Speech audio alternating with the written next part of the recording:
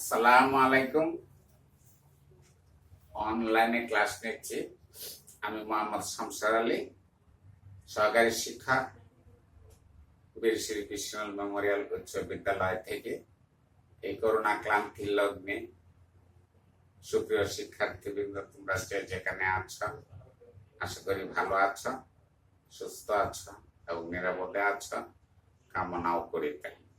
পাশাপাশি সম্মানিত অভিভাবকবৃন্দ বা সুধীবৃন্দ, আপনারা যেখানে আছেন, আমার এই অনলাইন ক্লাস দেখছেন, দেখবেন, শুনছেন বা শুনবেন, সবাইকে আন্তরিক মোবারকবাদ ও অভিনন্দন জানিয়ে আজকে আমি ক্লাস শুরু করছি।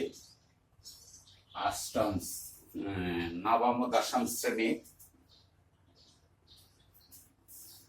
বাংলাদেশ ও বিশ্ব পরিচয় থেকে সপ্তম অধ্যায়, তারিখ 13/10/2020 তারিখ।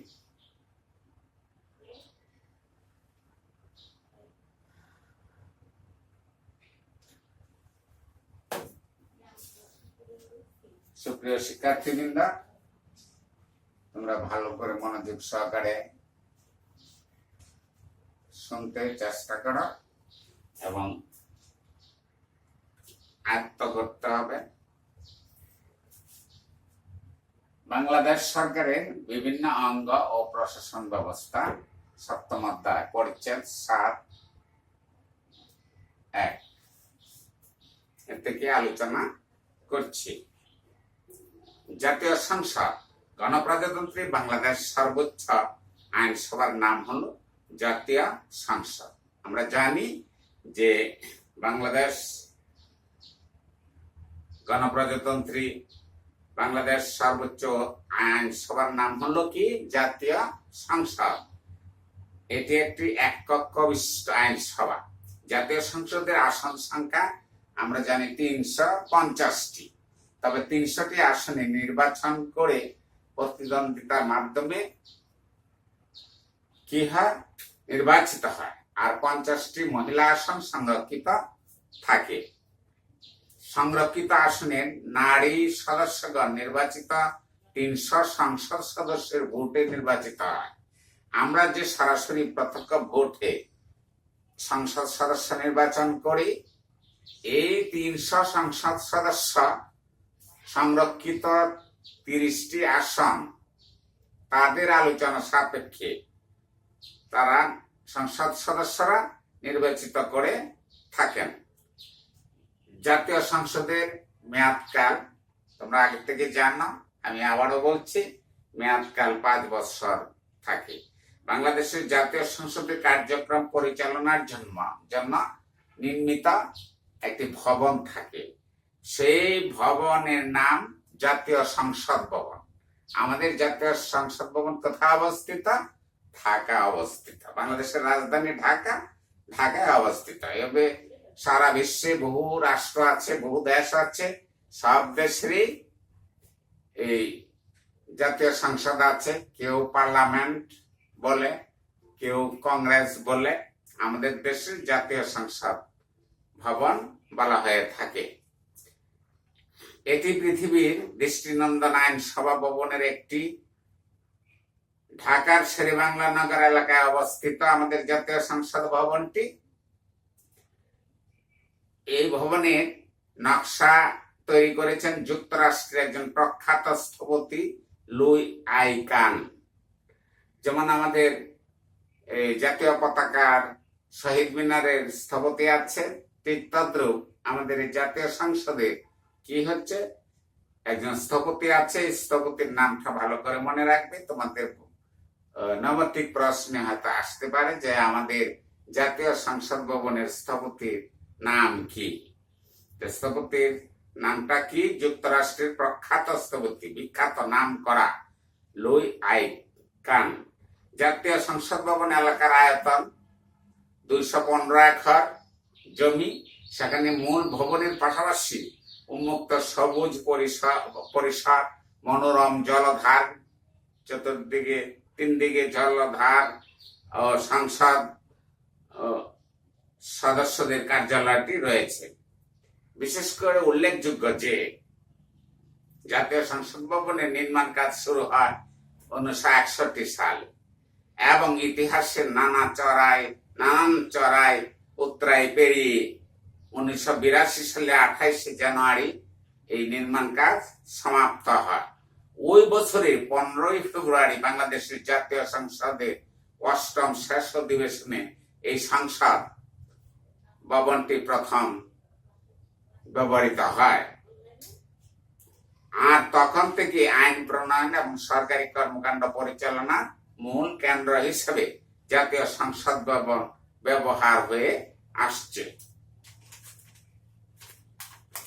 সুপ্রিয় শিক্ষার্থীবৃন্দ, আশা করি তোমরা মনোযোগ সহকারে শুনছ।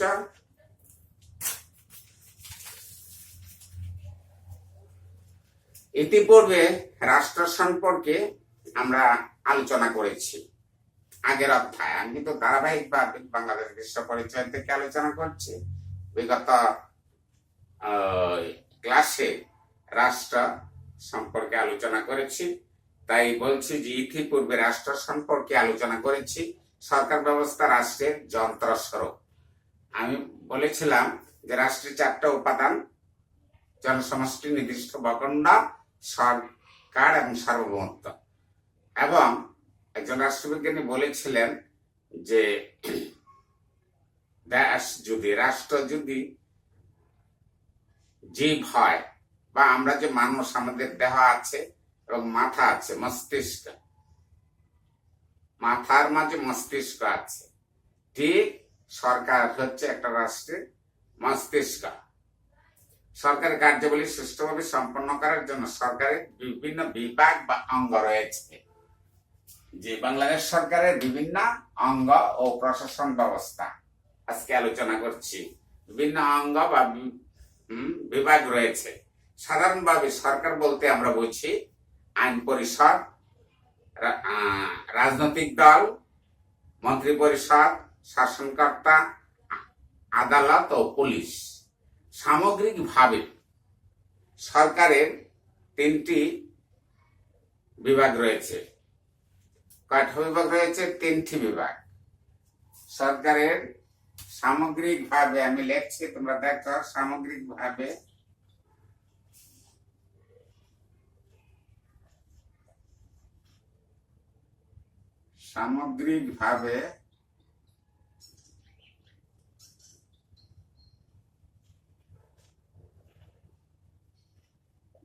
সরকারের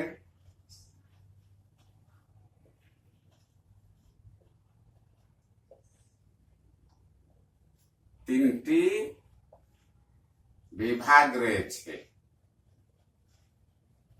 শিক্ষার্থীবৃন্দ, আশা করি তোমরা দেখতে পাচ্ছ বা দেখবে, শুনতে পাচ্ছ বা শুনবে। রয়েছে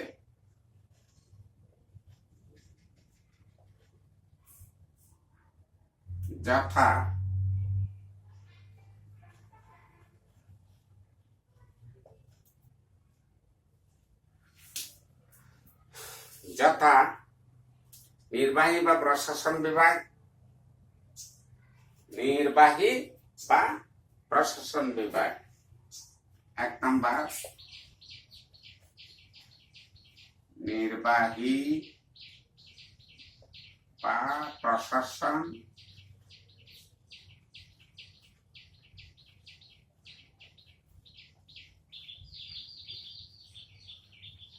বিভাগ। 2 নম্বরে হচ্ছে, 1 নম্বরে নির্বাহী বা প্রশাসন বিভাগ, আইন বিভাগ। 2 নম্বরে আইন বিভাগ।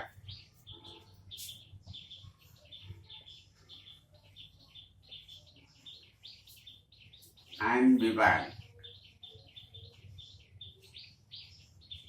ও 3 নম্বরে বিচার বিভাগ।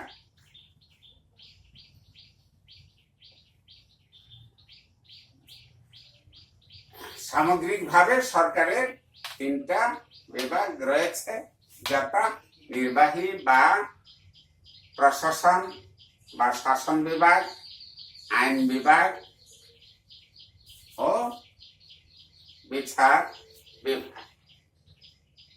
শিক্ষার্থীবৃন্দ, তোমরা 3টে বিভাগ দেখেছ, আমি বোর্ডে লিখে দিয়েছি।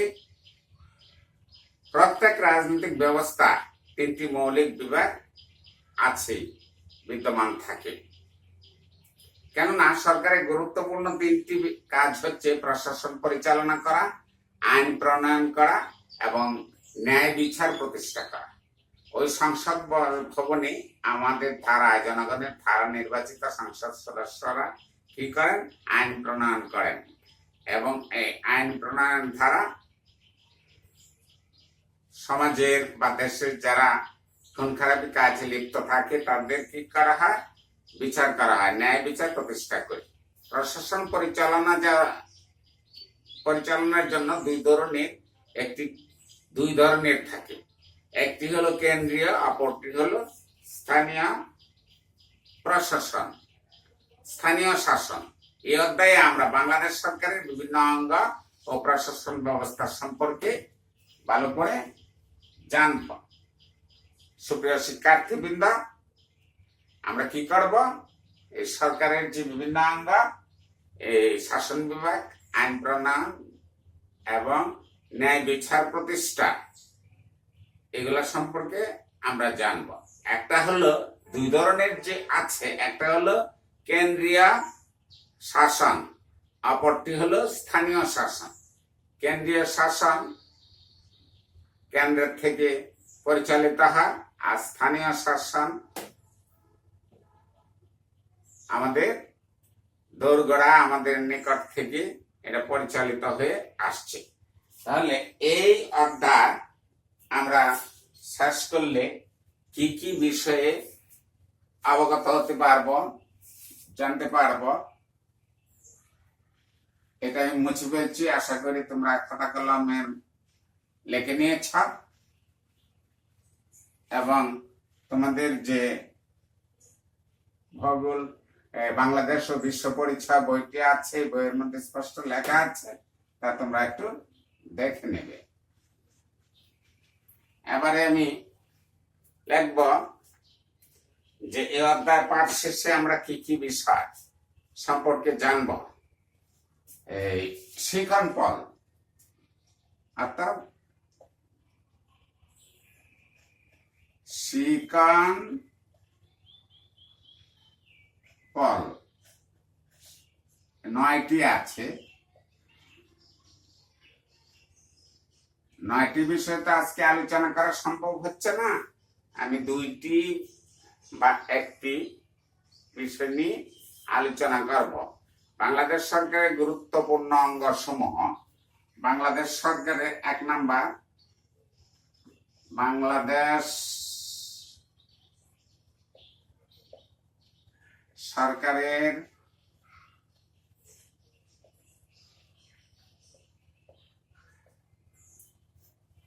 গুরুত্বপূর্ণ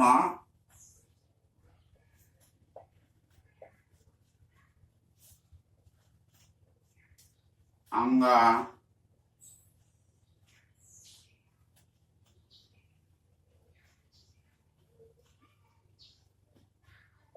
গুরুত্বপূর্ণ, অনেক অঙ্গ আছে, তবে গুরুত্বপূর্ণ অঙ্গ সমূহ সম্পর্কে ব্যাখ্যা করতে পারবো বা আমরা জানতে পারবো, ব্যাখ্যা করতে পারবো। অঙ্গ সমূহ সম্পর্কে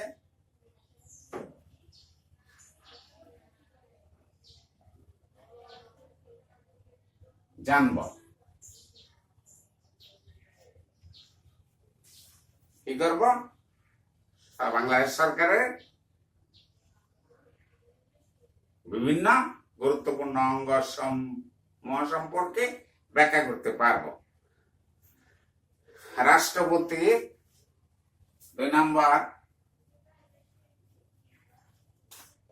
রাষ্ট্রপতি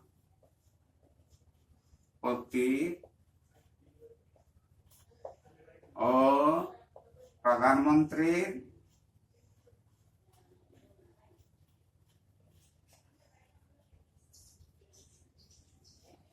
ক্ষমতা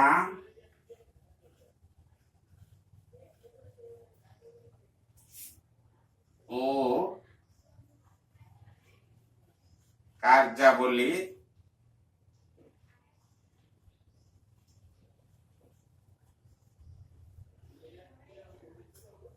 ব্যাখ্যা করতে পারবো। ব্যাখ্যা করতে পারবো। শিক্ষার্থীবৃন্দ, তোমরা স্পষ্টই দেখতে পাচ্ছ যে সিকন পল অর্থাৎ বাংলাদেশ সরকারের বিভিন্ন অঙ্গ ও প্রশাসন বা শাসন ব্যবস্থা সপ্তম অধ্যায় পরিচ্ছেদ 7 এটা আমরা শেষ করলে কি কি বিষয় সম্পর্কে এই অধ্যায় পাঠ শেষে কি কি বিষয় সম্পর্কে আমরা জানতে পারবো। সিকন পল যাকে বলা হয় 9টা আছে, তার মধ্যে 2টা আমি এখানে লিখেছি। এই 2টা নিয়ে আলোচনা করব। বাংলাদেশ সরকারের গুরুত্বপূর্ণ অঙ্গ সমূহ সম্পর্কে জানব। বাংলাদেশ সরকারের গুরুত্বপূর্ণ অঙ্গ সমূহ। সামগ্রিকভাবে সরকারের 3টা বিভাগ রয়েছে, আমি আগে বলেছি এবং লিখেও দিয়েছি, আশা করি তোমরা বুঝতে পেরেছ। 1 নম্বরে নির্বাহী বা শাসন বিভাগ। রাষ্ট্রের শাসন কার্য তথা নিত্যদিন প্রশাসনিক ও দাপ্তরিক কাজ পরিচালনা, আইন শৃঙ্খলা রক্ষা করা। দেশে বিভিন্ন ধরনের কার্যক্রম হয়ে থাকে, তার মধ্যে আইন শৃঙ্খলা রক্ষা করা এবং রাষ্ট্রের সার্বিক সিদ্ধান্ত নেওয়া। যে আইন শৃঙ্খলার মাধ্যমে রাষ্ট্রে কি হবে না হবে তা সঠিকভাবে সিদ্ধান্ত প্রণয়ন করা এবং সুবিধাসমূহ বাস্তবায়ন করে যে বিভাগ তাকে নির্বাহী বা শাসন বিভাগ বলা হয়ে থাকে। বা শাসন বিভাগ এর কাজ হচ্ছে এই বিস্তৃত অর্থে রাষ্ট্রপ্রধান থেকে শুরু করে মন্ত্রিসভা, আমলা, নিরাপত্তা ও আইন শৃঙ্খলা রক্ষাকারী বাহিনী, কূটনৈতিক, দাপ্তরিক কর্মকর্তা, এমনকি গ্রাম্য চৌকিদার সহ সকল প্রশাসনিক কর্মচারীদের নিয়ে নির্বাহী বা শাসন বিভাগ গঠিত হয়। আমরা ওই নির্বাহী বিভাগ কাকে বলে তা সংজ্ঞায়িত করেছি, আশা করি বুঝতে পেরেছ। এবং আইন বিভাগ, এখন এই যে সরকারের 3টি বিভাগ, আইন বিভাগ, সরকারের 3টি বিভাগের একটি হল আইন বিভাগ। আইন বিভাগ রাষ্ট্রের আইন প্রণয়ন এবং প্রয়োজন বোধে প্রচলিত আইনের সংশোধন বা রদবদল করে থাকে। যদি কোনো ব্যতিক্রম ঘটে তা সংশোধন করে এবং তা পরিবর্তন করে থাকে। আইন বিভাগের একটি অংশ হলো আইনসভা, যা আমরা বলে থাকি পার্লামেন্ট, এবং আইনসভা আইন প্রণয়ন করে নির্বাচিত প্রতিনিধিদের নিয়ে কিংবা কোনো কোনো ক্ষেত্রে মনোনীত সদস্যদের নিয়ে গঠিত হয়ে থাকে। আইনসভা প্রণীত আইন রাষ্ট্রপ্রধানের সম্মতি লাভের পর রাষ্ট্রপতি আইন যে সিদ্ধান্ত নিল ওটা রাষ্ট্রপতির অনুমোদনের প্রয়োজন আছে। রাষ্ট্রপতির অনুমতি ব্যতি রেখে কোন অবস্থাতে কার্যক্রম চলতে পারে না। প্রত্যক্ষ রাষ্ট্রের আইনসভা রয়েছে এবং এসব আইনসভা বিভিন্ন নামে পরিচিত। বাংলাদেশের আইনসভার নাম হলো জাতীয় সংসদ, আমি পূর্বেও আলোচনা থেকে বলেছি, আশা করি তোমরা মনে রাখবে। এবং মার্কিন যুক্তরাষ্ট্রের আইনসভার নাম হলো কংগ্রেস, এবং ভারতের আইনসভার নাম হলো ভারতের এক পার্লামেন্ট। ব্রিটিশের আইনসভা হলো পার্লামেন্ট, আর যুক্তরাষ্ট্রের আইনসভার নাম হলো কংগ্রেস। বাংলাদেশের আইনসভার নাম জাতীয় সংসদ। আর অনেক মুসলিম রাষ্ট্র আছে আমাদের দেশে, এই মুসলিম রাষ্ট্রের আইনসভা মজলিস নামে পরিচিত। তবে কোন কোন দেশের আইনসভা এক কক্ষ বিশিষ্ট, আবার কোন কোন দেশের আইনসভা দ্বিকক্ষ বিশিষ্ট হয়ে থাকে। দ্বিকক্ষ বিশিষ্ট আইনসভার উচ্চ পরিষদ এবং নিম্ন পরিষদ থাকে, 2টা কমিটি থাকে। বাংলাদেশের আইনসভা অবশ্য এক কক্ষ বিশিষ্ট, কিন্তু ভারত, যুক্তরাষ্ট্র, ব্রিটেন আইনসভা হলো দ্বিকক্ষ বিশিষ্ট। এখন আমরা আলোচনা হয়েছে নির্বাহী, শাসন বিভাগ, আইন বিভাগ। এখন হচ্ছে ওই যে 3 নম্বরে বিচার বিভাগ। 3টা বিভাগ যে আমি পূর্বে বলেছিলাম।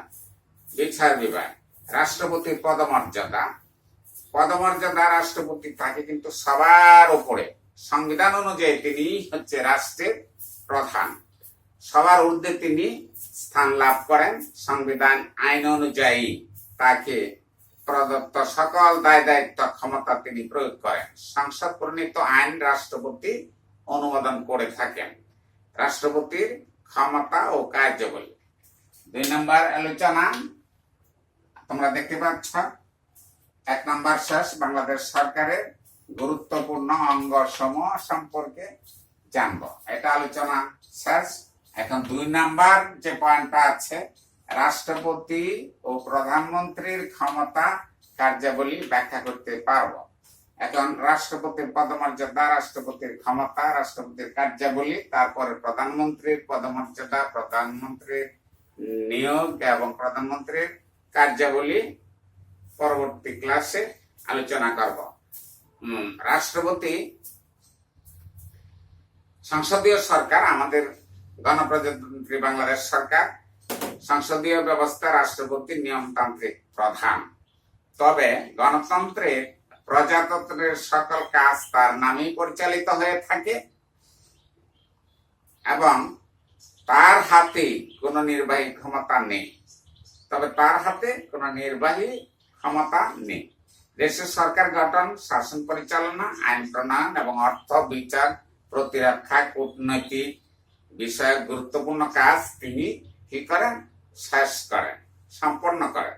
রাষ্ট্রপতির কার্যাবলী আমি আলোচনা করব।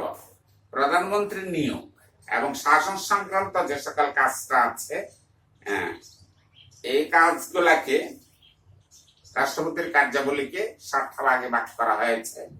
এই 7টা ভাগে ভাগ করা হয়েছে, তোমরা মধ্যে স্পষ্ট পাবে। 7টা ভাগের নাম। 1 নম্বরে প্রধানমন্ত্রীর নিয়োগ। প্রধানমন্ত্রীকে এই যে প্রত্যক্ষ জনগণের ভোটে সংসদ সদস্য নির্বাচিত হয়, এই রাষ্ট্রপতি কি করেন? প্রধানমন্ত্রী নিয়োগ দান করেন এবং শাসন সংক্রান্ত ক্ষমতা ও কার্যাবলী সম্পন্ন করেন। সংসদ নির্বাচনের পর রাষ্ট্রপতি যে দল, বিভিন্ন বহুবিধ রাজনৈতিক দল থাকে একটা দেশে, যে দল সংখ্যাগরিষ্ঠতা লাভ করে, এই সংখ্যাগরিষ্ঠতা ভিত্তিতে দেখা যায় যে কি করেন? ওই প্রধানমন্ত্রী নিযুক্ত করেন। কে করেন? রাষ্ট্রপতি করেন। প্রধানমন্ত্রী তার পছন্দ মতো মন্ত্রীদের নিয়ে সরকার গঠন করেন। প্রধানমন্ত্রীর নিয়োগের ক্ষেত্রে রাষ্ট্রপতি কারো পরামর্শ গ্রহণ করেন না, রাষ্ট্রপতি নিজেই তা করেন। রাষ্ট্রপতি প্রধানমন্ত্রীর পরামর্শক্রমে মন্ত্রী, প্রতিমন্ত্রী, উপমন্ত্রী তা নিয়োগ করেন। রাষ্ট্রপতি কারো পরামর্শ ব্যতিরেকে সংখ্যাগরিষ্ঠতার ভিত্তিতে প্রধানমন্ত্রী নিয়োগ করেন এবং রাষ্ট্রপতি প্রধানমন্ত্রীর সাথে আলোচনা সাপেক্ষে পরামর্শ করে তারপরে মন্ত্রী, প্রতিমন্ত্রী এবং উপমন্ত্রী কি করেন? নিয়োগ করে থাকেন এবং তাদের দপ্তরটা বন্টন করে থাকেন। কোন মন্ত্রী কোন দপ্তরে কোন মন্ত্রণালয়ে কাজ করবেন সেটাও কিন্তু তিনি কি করেন? পরিচালনা করে থাকেন পরামর্শক্রমে।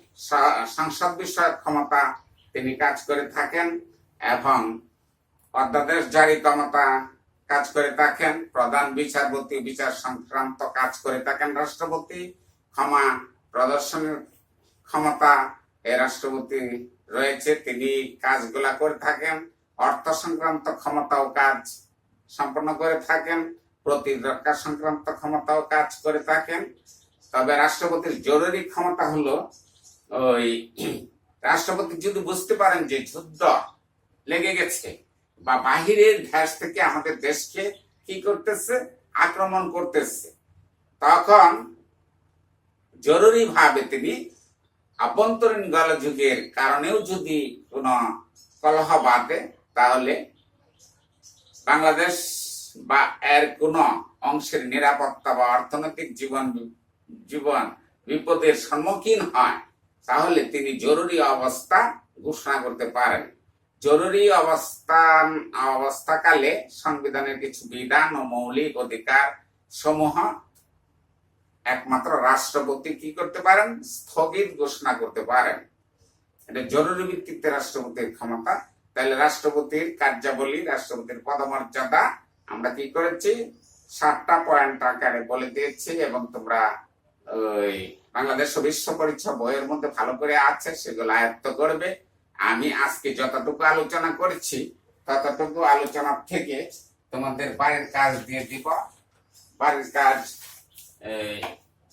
ভালো করে পড়ে এই বাড়ির কাজে 5টি প্রশ্ন দিয়েছে। এই 5টি প্রশ্ন তোমরা